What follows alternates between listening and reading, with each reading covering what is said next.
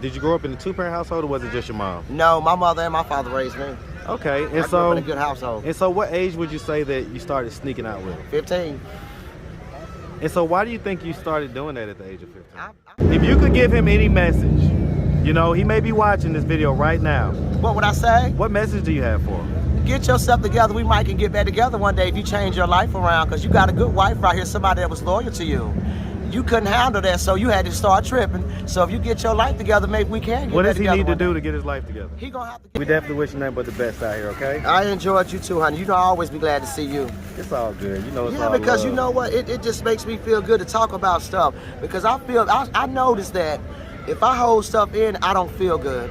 When somebody asks me about the situation, I'm able to open up about it. And to me, it makes me feel better. I just feel so much better. What's up, YouTube? Hit the like button, share the video. Now back to the content. What's up, YouTube? Atlanta Street Interviews out here with the, believe it or not, guys, this is actually an update. And so when it comes down to it, just to summarize, what has brought you to this point of homelessness in your life?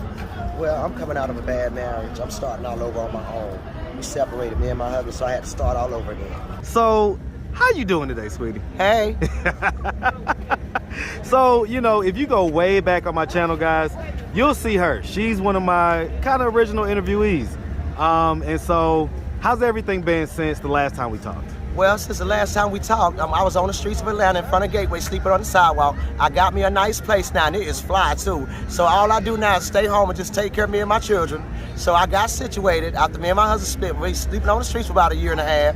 So and life is good now. I'm so excited about having my own place and everything. God is good. He's continuously blessing me. So I'm doing well. By the grace of God, he pulled me through.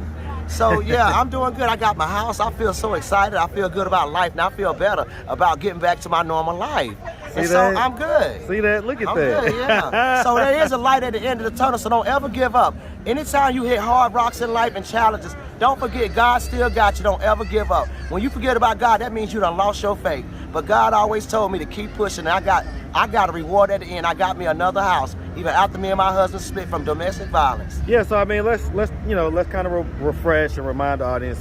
So basically what happened was that you was coming from, was it North or South Carolina? I'm coming from Winston-Salem, North Carolina. Okay, and so basically you had been in a domestic violence situation. That's right. And so your husband, have you spoken to him since No, then? I haven't spoken to him yet. I'm not ready. I still got a lot of healing to do. So I'm not ready yet. Even though my kids try to get me to talk to him, I'm not ready yet. Has he tried to reach out to you? He has, and I rejected. So I'm not ready yet. In what way did he try to reach out to you? Through my kids. He trying to get my kids to get me to talk to him. What did they say? They just said that he still loved me. He always try to ask me, do I need anything? I turn him down because I'm not ready. I still got a lot of healing to do. When I'm ready, I'll talk to him when I'm ready. Because you guys that's still my together. husband. Don't forget, 4 kids later, 5 grandchildren. I mean, that's just the truth. That's still, yeah, right. I still love him no matter what, but I mean, I'm doing what's right for me right now, and I feel better. And so, y'all have been together for how long, was it? Ever since I was 15 years old. And you're how old again? I'm 46. That's 31 years. 30 years you guys was together. Okay. And so, I mean, so as far as it goes, so, I forget, how many of the kids are minors, or if any of them? None, they grown. Okay, I got so, 4 grown children. I got grandchildren. Okay, and so do any of them live with you, or they just come and visit? One of them just moved down here with me. One of them is down here, my oldest, and she got her apartment already. She's good, doing good. She just had a newborn at Grady about the week of Thanksgiving on a Tuesday. So I've been spending a lot of time with my grandbaby, getting to know him. Yeah, keeping him a lot. Okay. So. And so, I mean, you know, it's kind of like you say, you know, like, you know, you guys have, you know, all your kids are with the same guy. That's you know, right. that's your husband since you was 15. Remind us, how old was he when you was 15? He was a lot older than me, which is embarrassing. I don't want to say. Well, you already said it. How old was he? So he's a lot older than me. Right now, he in his 50s. Okay, so I'm gonna let you do the math. No, come on now. Just like, you know I don't do that. Like, let's just. He's in his 50s. He was way older than me when we got together. So 51 or 59? Like, which, no, he's not no difference? 50. He's 54. 54. Okay. So yeah, I mean, you know, that puts him at about 23. Okay. All right. How long were y'all dating before y'all got married? I was sneaking out with him. I wasn't supposed to be sneaking out with him. I was too young.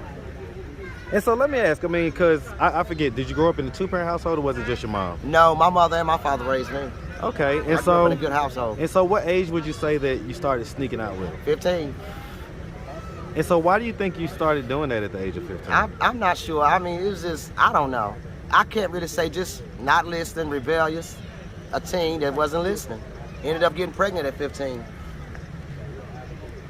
Yeah, I mean, because, you know, I've got daughters, right? I have 3 and a son. And so I wonder about how that switch happens in their head around that Well, age. you know what? I don't know. Just growing up, just being a teenager, I'm not sure.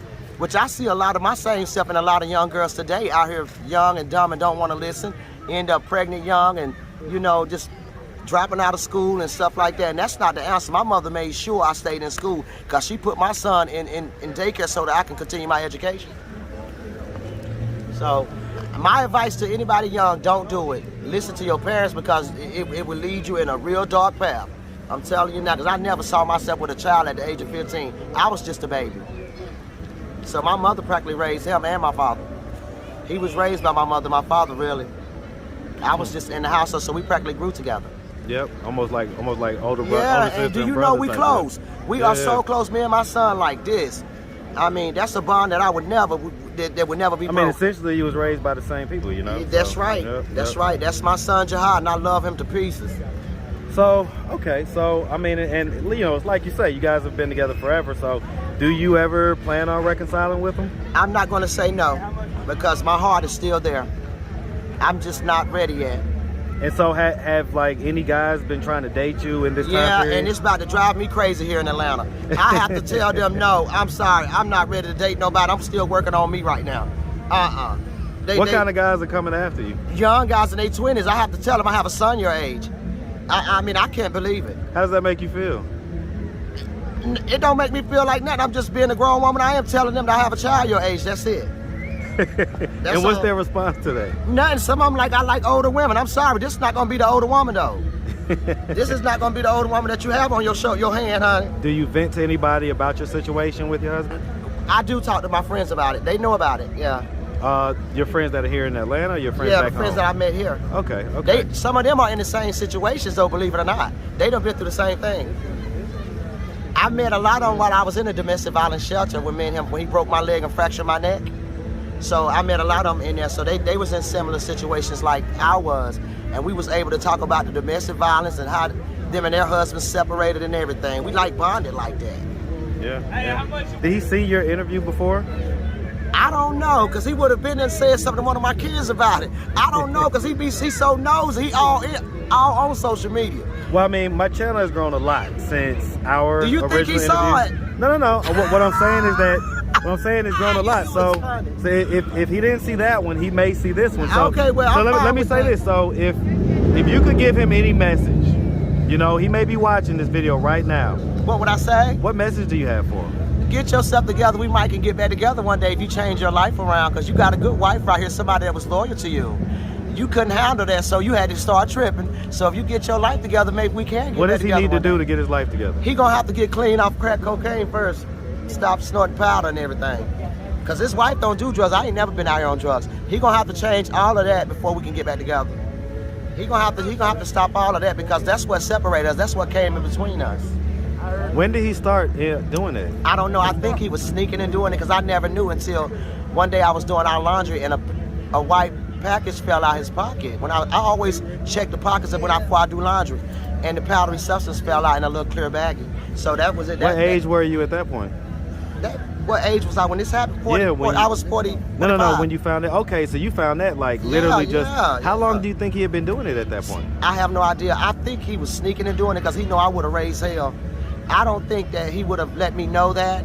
So I confronted him when I found out about it. So that was the last straw for me. Now I knew why he had so many different mind frames and changing the way he was, because my husband was never like that. So that's what I'm saying. When did he start that? When did he start the different behavior or whatever?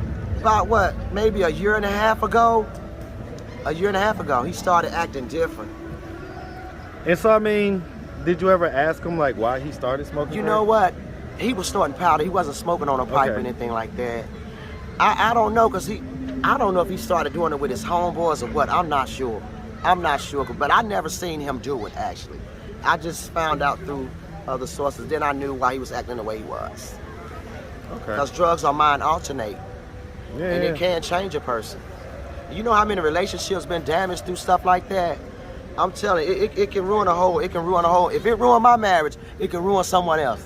I can dig it, man. I can dig it. So I mean, you know, I was riding by, and again, you know, my stuff be so random sometimes, but I just so happened to see you. I was like, I know that's not Shanika. So You remember my name and everything. right. So yeah, I remember my people now. I remember my people. Yeah. All right. So I was like, okay, you know, You let me said pull that's over. Shanika. Listen. I was like, let me pull over and see if Yeah. that's her. So and so, what are you doing out here right now? I'm chilling with some friends in the park. It's a beautiful day. I'm just out here enjoying life. Okay. And so you got your spot. Everything's rock and rolling. Yeah, Are you man. working and everything? I'm working for Hartsfield-Jackson Airport. Okay, man, you're killing it, Yeah. man. I love it. I love it. All right, well, listen, we really appreciate you taking the time giving us this update. You know, when we did our original you asked interview, me, you said I want to do an update with you. You just ran into me today, and we haven't talked since how long? It's been about a year, ain't it? almost a year. Close almost to a year, yeah. Yep. And so, you know, I put the Cash Apps on the screen now. So do you have Cash App or anything like that? Like if anybody wanted to reach out, help, or donate, do you have a way they could do that? Do you have social media, Cash App, anything like that? I do. Okay, what you got? You remember? Let me see. Shit. I didn't write it down. Oh, okay. Oh shit. Anyway, I didn't write the name of my cash tag down because I just got it. But I didn't write it down. I'm sorry. I didn't write my Cash App down. Okay, well, I mean, what's your name so that we could just maybe find it that way? My name is Shanika Stanback. Samak? Stanback, Stanback. Okay, Stanback. Shanika, Shenika. Okay. All right, Shanika, well, like I say, we really appreciate you. And we definitely wish you nothing but the best out here, okay? I enjoyed you too, honey. You know I always be glad to see you. It's all good. You know it's all because love. you know what? It just makes me feel good to talk about stuff. Because I noticed that if I hold stuff in, I don't feel good. When somebody asks me about the situation, I'm able to open up about it. And to me, it makes me feel better. I just feel so much better. I tell you what. Did I tell you to say that just now?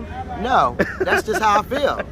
That's how I feel about it, yeah, because it's good to talk about your feelings. You don't ever leave stuff like that boggled inside. That's when it starts bothering you. So I'm glad to be able to talk about my situation. I think a lot of people agree with you. That's why I have because you tons know, of videos. you know that's therapeutic for me. In one year. It's therapeutic for me. That's part of my healing process. Absolutely. Right, so that's how I feel about that. All right, well, listen, we appreciate you. Make sure you have a good one, sweetie, all right? All right, you too. Good.